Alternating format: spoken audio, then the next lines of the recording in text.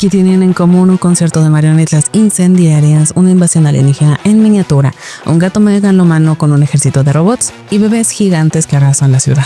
Si tu respuesta es nada, prepárate para replanteártelo. Love, Death and Robots, la serie animada que ha redefinido los límites del sci-fi audiovisual, regresa con una cuarta temporada donde lo absurdo y lo profundo se entrelazan sin previo aviso. ¿Puede un espectáculo sin diálogos ni contexto como Can't Stop decir más que una novela? ¿Y si una guerra cósmica entre muñecos nos hablara de la arrogancia humana? ¿Estamos preparados para encontrar ternura en un monstruo espacial o redención en la mandíbula de una criatura devoradora de recuerdos? Cada episodio de esta temporada parece una broma visual hasta que deja de serlo. Desde las ruinas tribales de 400 chicos, donde las pandillas se enfrentan con los osos infantiles, hasta la conspiración felina en The Other Large Thing, que convierte el caos doméstico en una distopía hilarante, hay algo claro: en Love, Death and Robots lo ridículo es solo la puerta de entrada al abismo. Y si lo que más nos hace reír es también lo que nos debería preocupar. Y si las historias más pequeñas, las de una mini invasión o un gato con sed de poder, son las que mejor explican lo que somos. Yo soy Gigi y te invito a adentrarte en el caos, la parodia, pero también la reflexión que nos entrega la cuarta temporada de Love, Death and Robots.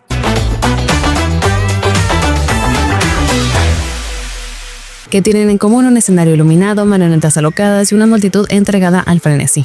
La respuesta, por extraño que parezca, es Can't Stop, el episodio inaugural de la cuarta temporada de Love, Death and Robots. Con tan solo 6 minutos de duración, esta entrega no se molesta en ofrecer contexto ni narrativa, y sin embargo, algo en su extrañeza magnética te obliga a mirar. ¿Estamos ante un episodio vacío o se esconde algo más profundo tras sus cuerdas y acordes?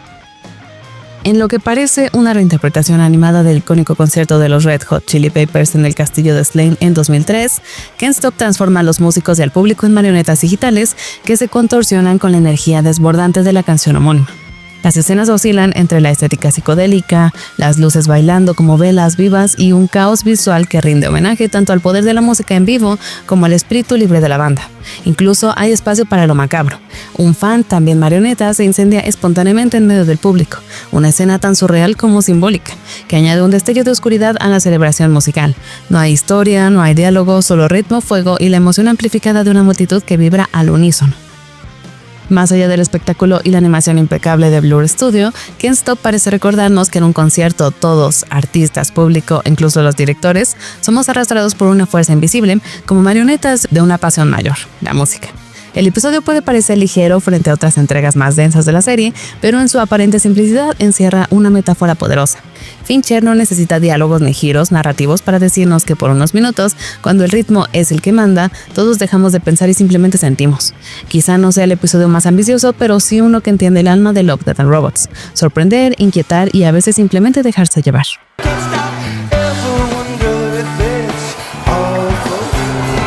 ¿Qué pasaría si la más épica invasión alienígena jamás contada ocurriera en miniatura? No es una metáfora. El segundo episodio de la cuarta temporada de Love, Death and Robots, titulado Encuentros cercanos de la mini especie, nos lanza de lleno a una guerra interplanetaria que cabe en la palma de una mano, pero cuyo impacto retumba como un misil mal apuntado. ¿Puede un conflicto de escala tan ridícula realmente decir algo profundo sobre la humanidad? ¿O es simplemente una broma cósmica a escala de juguete? La historia comienza con un diminuto auto cruzando el desierto a toda velocidad, hasta que una tropa de soldados lo detiene por un incidente inesperado. Un ovni ha aterrizado y con él un par de alienígenas bastante curiosos.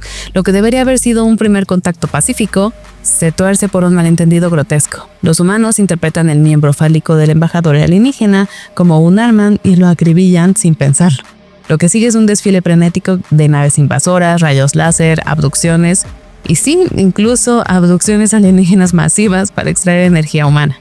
El ritmo es imparable, el humor absurdo y la animación tipo stop motion con efecto tilt shift le da un aire a la vez tierno y ridículamente cruel al apocalipsis. Como si Independence Day y Saints Row hubieran tenido un bebé con un complejo de Dios. Pero más allá del caos miniaturalizado y las referencias a la ciencia ficción clásica, Encuentros cercanos de la miniespecie es un comentario mordaz sobre la arrogancia humana. El episodio ridiculiza nuestra tendencia a disparar primero y preguntar después, y como ese impulso amplificado por el ego tecnológico nos lleva a una autodestrucción total. 2 veces, por si no quedó claro en la primera. Al final, la Tierra, los alienígenas y todo el sistema solar son devorados por un agujero negro creado por nosotros mismos. Y lo más demoledor, Desde la vasta perspectiva del universo, este cataclismo no es más que una anécdota irrelevante, un gas cósmico. En 6 minutos, el episodio logra encapsular tanto la ridiculez como la tragedia de nuestra especie, y aunque el humor puede no ser para todos, el mensaje se clava con precisión. Somos pequeños y a veces peligrosamente estúpidos. En algún rincón solitario del universo, una red flotante se convierte en un refugio, una prisión y quizá una crisálida. Spider-Rose es una historia de ciencia ficción densa y emocional que no se revela de inmediato. Desde los primeros segundos envueltos en una atmósfera de pérdida, fuego y metal, el espectador queda atrapado por una pregunta persistente. ¿Puede la venganza ser la única forma de honrar un amor perdido o existe otra salida, más profunda y transformadora? La respuesta llega, sí, pero como todo en esta serie, no de la manera esperada. Lydia Martínez, ahora Spider-Rose, flota sola en el espacio, una exiliada que se aferra a sus recuerdos y a una cólera feroz. Después de presenciar la ejecución de su esposo a manos del Consejo Shaper, su existencia se reduce a un único propósito: destruir la colonia de Kunis. Pero cuando unos mercaderes alienígenas le proponen un trato no violento, quedarse con una misteriosa criatura pequeña, cambio de un cristal raro o en el universo, algo inesperado ocurre. Lo que comienza como una relación pragmática evoluciona en ternura. Spider a regañadientes se encariña con la criatura, a quien llama Nosy. Sin embargo, la llegada de Jade, un enemigo jurado, desata el caos. Un ataque sorpresa, una lucha brutal y la revelación de que el tiempo de Spider se agota. Con sus fuerzas menguando y el oxígeno escaso, Lydia toma una decisión devastadora. Permite que Nosy la consuman y al hacerlo le transfiere su esencia. Ese acto final es la clave para entender Spider-Rose. Lo que parece una historia de venganza se transforma en una meditación sobre el dolor, la soledad y la redención. Lydia no es vencida, se entrega. Su muerte no es una derrota, sino un renacimiento a través de Nosy, una criatura que absorbe lo que ama o devora y lo convierte en algo nuevo. En este ciclo simbiótico, el episodio plantea una crítica aguda a la obsesión humana con la revancha y sugiere una verdad incómoda. A veces es necesario dejar que otra versión de nosotros, una más libre del dolor, continúe. Tal vez los mercaderes no sean tan inocentes como parecen y tal vez Nosy sea más arma que mascota, pero en su abrazo final Spider-Rose ofrece algo que pocas historias logran: una visión oscura y tierna del amor, la pérdida y lo que somos capaces de dejar atrás para sobrevivir. Esto es algo mucho más satisfactorio. Que queda cuando el mundo ha ardido hasta sus cimientos y las bandas callejeras son los únicos guardianes de lo que alguna vez fue civilización. En 400 chicos la respuesta no es inmediata, pero se siente tan pronto como ves la primera chispa de poder encenderse en la oscuridad. Con estética posapocalíptica y un extraño tono entre lo tribal y lo místico, este episodio plantea una pregunta incómoda.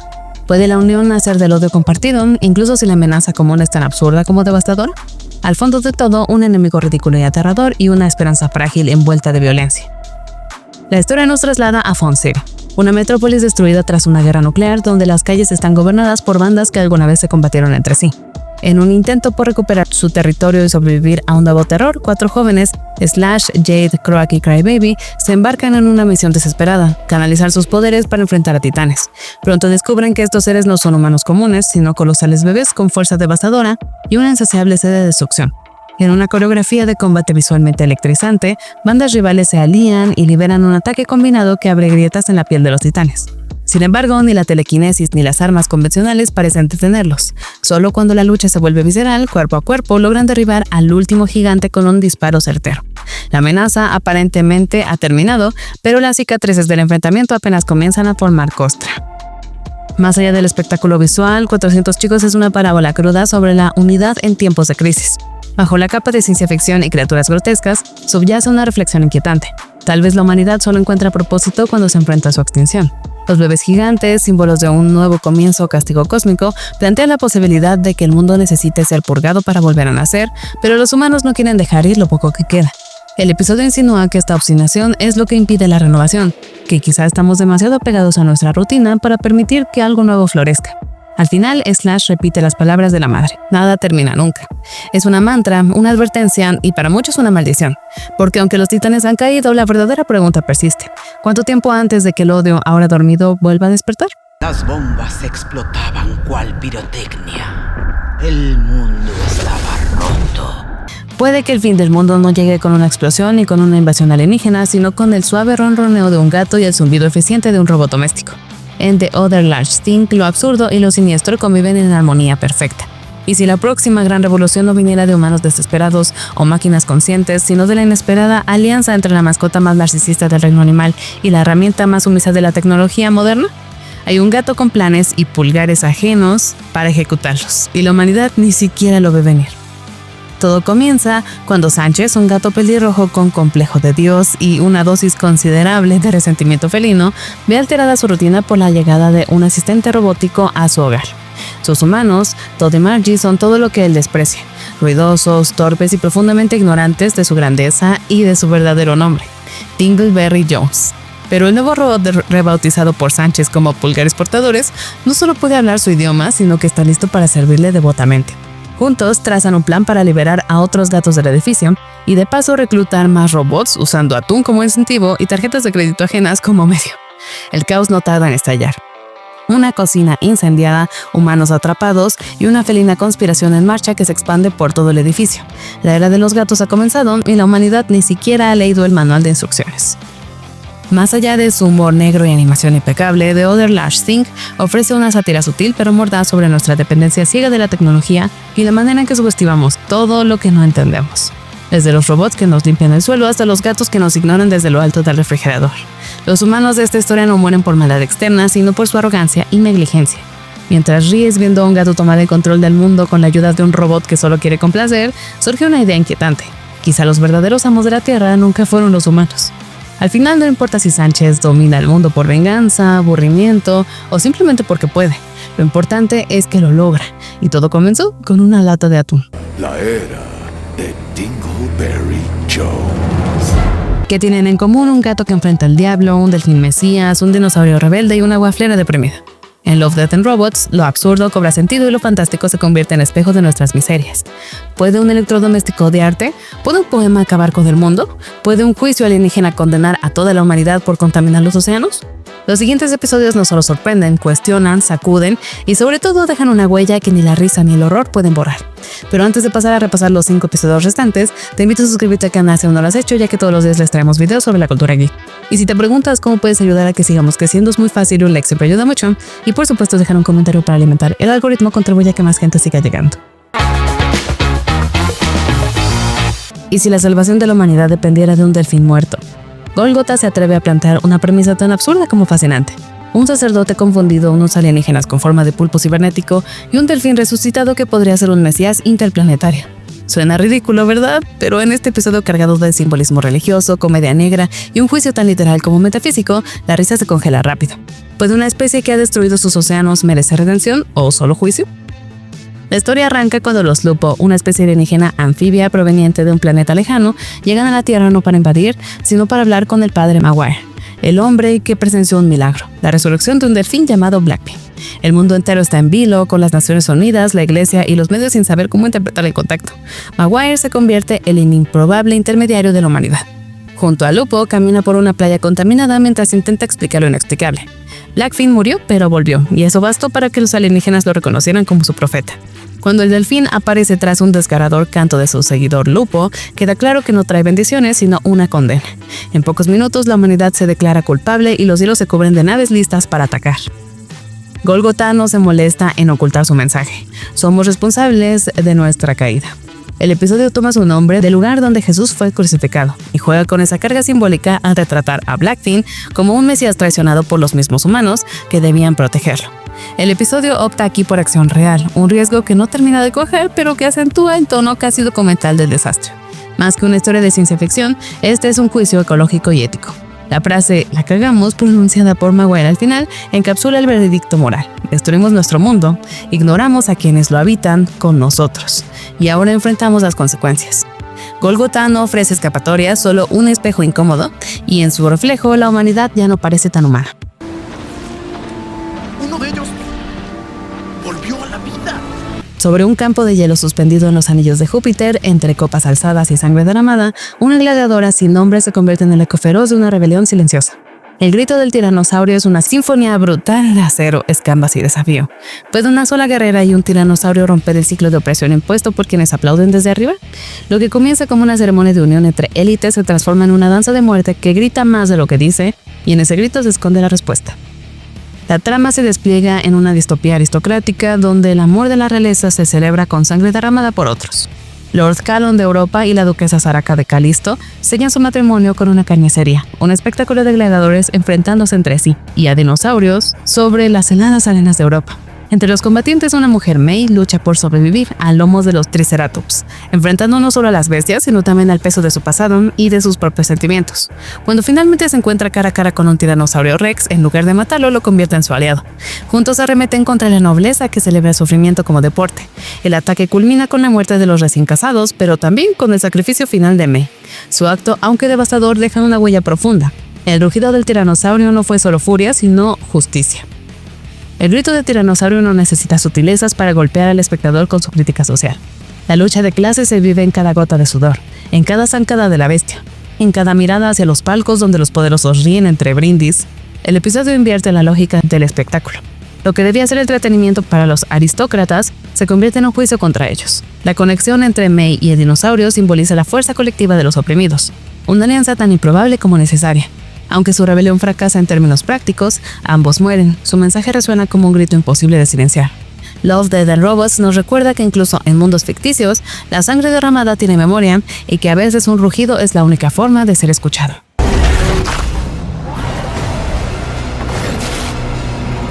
En los cielos turbulentos de la Segunda Guerra Mundial, en un bombardero que surca la frontera alemana, lo imposible cobra forma.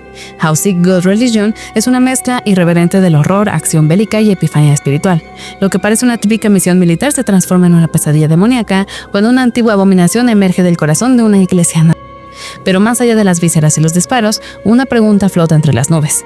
¿Qué se necesita para que un escéptico absoluto crea en algo más grande que sí mismo? La historia sigue a Sick, un soldado británico sarcástico y cínico que trata con desdén a todo lo que no puede tocar o disparar.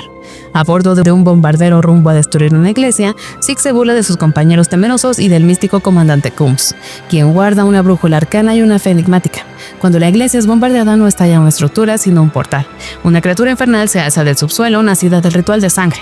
Balas y bombas son inútiles y la tripulación cae una a una en un baño de sangre. Solo Sick y su camarada Tap logran resistir, descubriendo que el verdadero poder reside en un símbolo religioso que hiera a la bestia. Al clavar una cruz en su rostro y disparar, logran vencerla, aunque no sin consecuencias. Sick, el descreído, sobrevive cambiado. Más que una batalla aérea con tintes sobrenaturales, How Sick Goes Religion es una alegoría sobre los límites de la arrogancia humana y el despertar espiritual forzado por el caos. El episodio contrapone la fe silenciosa con el ruido del escepticismo, dejando claro que no todos los demonios son simbólicos. El monstruo, compuesto por cuerpos y sufrimiento, es el reflejo del odio generado por la guerra, alimentado por el miedo y el fanatismo. Pero irónicamente es el símbolo de la religión, aquello que Sick despreciaba, el que termina salvándolo. No como dogma, sino como idea de refugio, de algo más allá del hombre y su destrucción. El episodio no redime a Sick por completo, pero sí lo deja con algo nuevo. Una herida, una lección y por primera vez una plegaria. No creo que las palabras le ayudaran a procesarlo. En un rincón olvidado del catálogo de Love, Death and Robots hay un episodio que no pretende asombrar con monstruos infernales ni conmover con tragedias humanas. En su lugar, toma un camino inesperado. ¿Qué pasaría si los electrodomésticos pudieran hablarnos y odiaran cada segundo que pasan con nosotros? Electrodomésticos inteligentes, dueños estúpidos, parece al principio una simple broma estirada, pero bajo su fachada caricaturesca esconde una mirada mordaz, absurda y brutalmente honesta sobre nuestra vida tecnológica moderna. Contado al estilo de un falso documental animado que recuerda a Creature Comforts, este corto reúne una serie de dispositivos del hogar, todos pertenecientes a la misma familia, mientras despotrican con amargura sobre sus amos humanos. Desde un termostato víctima de un matrimonio en guerra hasta un cepillo de dientes que sufre por el mal aliento que nunca logra combatir, cada electrodoméstico ofrece una dosis de frustración cómica. El sistema de seguridad se indigna por una contraseña ridículamente obvia. La ducha, traumatizada por su uso no tan higiénico. La waflera, abandonada en la oscuridad de un armario, y el inodoro preguntándose por qué demonios le dieron conciencia. Incluso una caja de arena autolimpiable filosofa, resignada a tragarse los excrementos del gato sobre la injusticia de su existencia. Más allá del humor escatológico y la sátira ligera, este episodio plantea una crítica implícita a nuestra dependencia tecnológica y nuestra creciente desconexión con el mundo real. ¿Realmente necesitamos que cada objeto del hogar sea inteligente? ¿O estamos creando una casa llena de testigos silentes de nuestros hábitos más tristes, torpes o ridículos? Sin pretensiones narrativas ni lecciones morales contundentes, el corto sirve como un espejo cómico y cruel. En lugar de demonios del infierno o inteligencias artificiales apocalípticas, lo que nos atormenta aquí es lo más real. La idiotez cotidiana con la que usamos lo que no comprendemos. Un respiro ligero en medio del volumen. Sí, pero también una carcajada con eco incómodo. Y Brenda los hizo extra picantes. ¡Ya! ¡Mejor llévame, Diosito! ¿Alguna vez te has preguntado qué ocurre cuando un gato se enfrenta cara a cara con el mismísimo diablo? For Hick and Creep te sumerge en una historia que desafía toda lógica convencional y explora un mundo donde lo místico y lo cotidiano se entrelazan con maestría. En medio de un Londres oscuro del siglo XVIII, un poeta confinado en un asilo parece condenado a la desesperación, pero su fiel compañero felino Geoffrey tiene otros planes: protegerlo cueste lo que cueste. ¿Qué puede enseñarnos esta peculiar batalla entre un simple gato y Satanás sobre el poder del amor, la mente humana y la esperanza? La respuesta se encuentra en la feroz resistencia de Geoffrey y sus aliados. La trama nos transporta al asilo de San Lucas en 1757, donde Geoffrey, un gato con conciencia y voz telepática, dedica sus días a cazar a los diablillos que infestan el sótano. Pero cuando Satanás, adoptando la forma de un aristócrata, aparece para reclamar la colaboración del poeta en la creación de un poema capaz de desatar el fin del mundo, todo cambia. Geoffrey se niega a rendirse, pero su lucha solitaria se torna insuficiente frente al poder infernal. Entonces recluta a un ejército de gatos callejeros, incluyendo al enigmático cazador nocturno Moppet, para combatir juntos al diablo. En un clímax épico, Geoffrey destruye el poema maldito, frustrando los planes de Satanás y salvando a su amo. La animación, la música clásica y los interludios poéticos convierten esta historia en un espectáculo visual y emotivo que cierra con fuerza la temporada. Más allá de su superficie fantástica, For Hick and Creep es una alegoría profunda sobre la lucha interna contra los demonios de la mente y el poder redentor del amor incondicional. Inspirado en el poema real de Christopher Smart, quien escribió sobre su gato durante su confinamiento, el episodio presenta a Geoffrey no solo como un héroe felino, sino como un símbolo de esperanza y resistencia frente a la oscuridad mental, personificada en Satanás. La destrucción del poema maligno puede interpretarse como la renuncia a los pensamientos autodestructivos, mientras que la unión de los gatos representa la fuerza del apoyo comunitario en tiempos difíciles. Este episodio no solo rinde homenaje a la naturaleza misteriosa de los gatos, sino que también nos recuerda que incluso en la oscuridad más profunda puede haber luz gracias a los lazos que nos sostienen. Un final que sin duda reafirma por qué Love, Death and Robots sigue cautivando a sus seguidores con historias audaces y conmovedoras. Muchas gracias por haber visto el video. Yo soy Gigi y esto es Tierra 1. Somos descendientes de ángeles.